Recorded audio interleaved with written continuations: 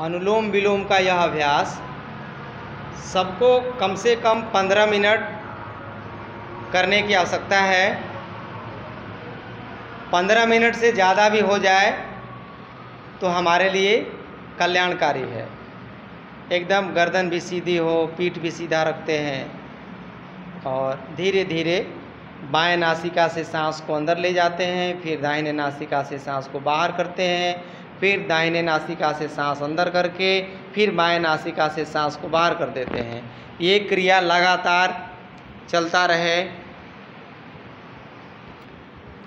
इड़ा पिंगला नाड़ियों का भी इसमें अभ्यास हो रहा है।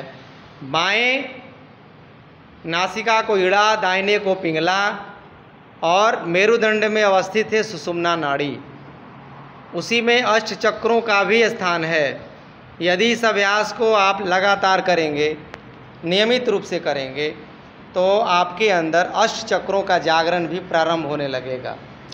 जैसे ही अष्ट चक्रों का जागरण प्रारंभ होगा तो आपको महसूस होने लगेगा, आपके आचरण में, आपके व्यवहार में, आपके वाणी में ओज तेज झलकेगा। आप कभी कर्कश आवाज़ से नहीं बोलेंगे, प्रेम से भी डांटेंगे, प्रेम से लोगों को वार्तालाप करेंगे और आपके अंदर योग धीरे धीरे घटित होने लगेगा। अनुलोम विलोम सांसों का अभ्यास है, सांसों को मजबूत करने का अभ्यास है, प्राणों का अभ्यास है, प्राणों को मजबूत करने का अभ्यास है।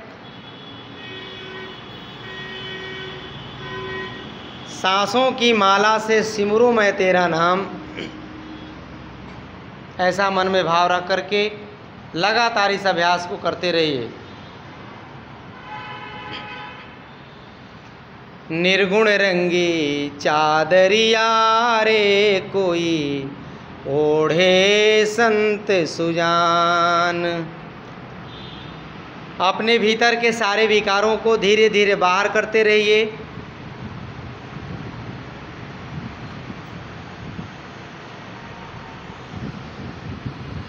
प्राण ही हमारे लिए सब कुछ है।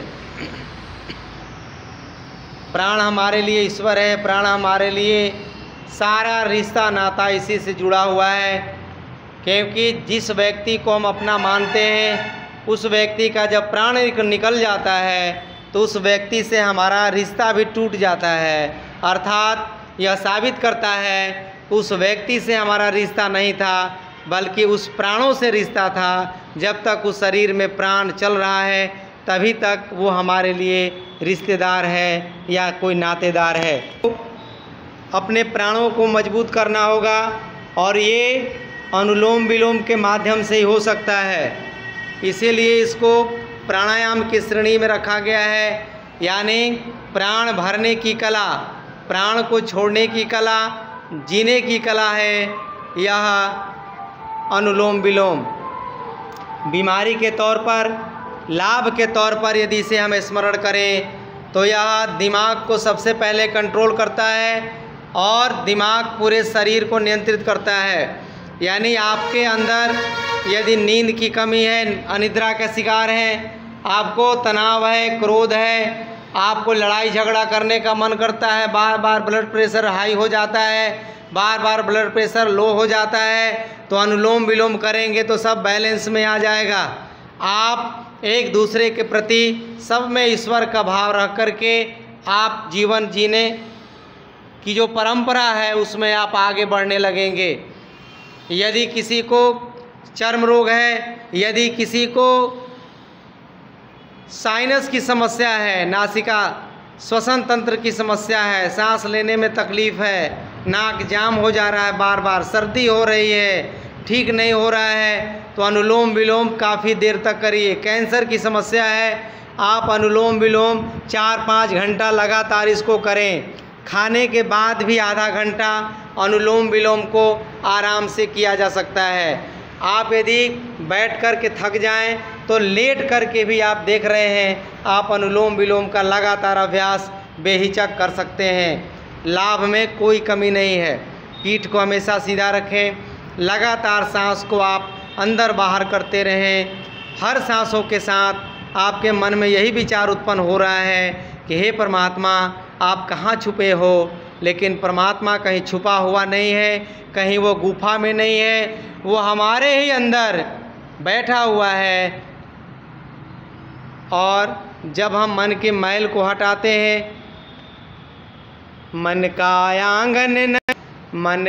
आंगन नहीं बुहारा, कैसे आएंगे भगवान, कैसे मिलेंगे भगवान। मन की तरंग मार लो बस हो गया भजन। यही भजन है, मन के अंदर उठने वाले तरंगों को रोकिए। योगश्चित्त वृत्ति निरोधा, महर्षि पतंजलि का दूसरा सूत्र है। चित्त की वृत्तियों को निरुद्ध कर देना, रोक देना ही योग है।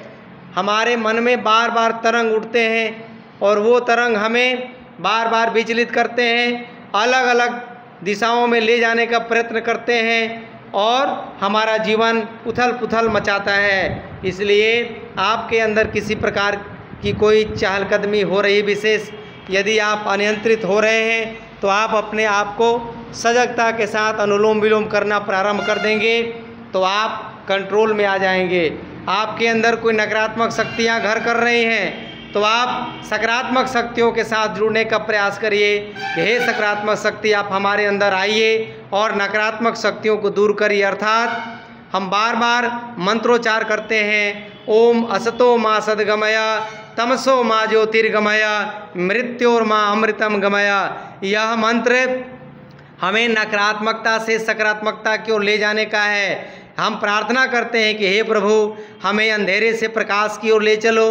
हे परमात्मा, हमें अधर्म से धर्म की ओर ले चलो।